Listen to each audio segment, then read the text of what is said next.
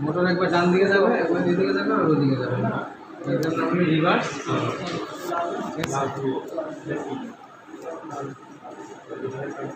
বুঝা গেছে কাজটা?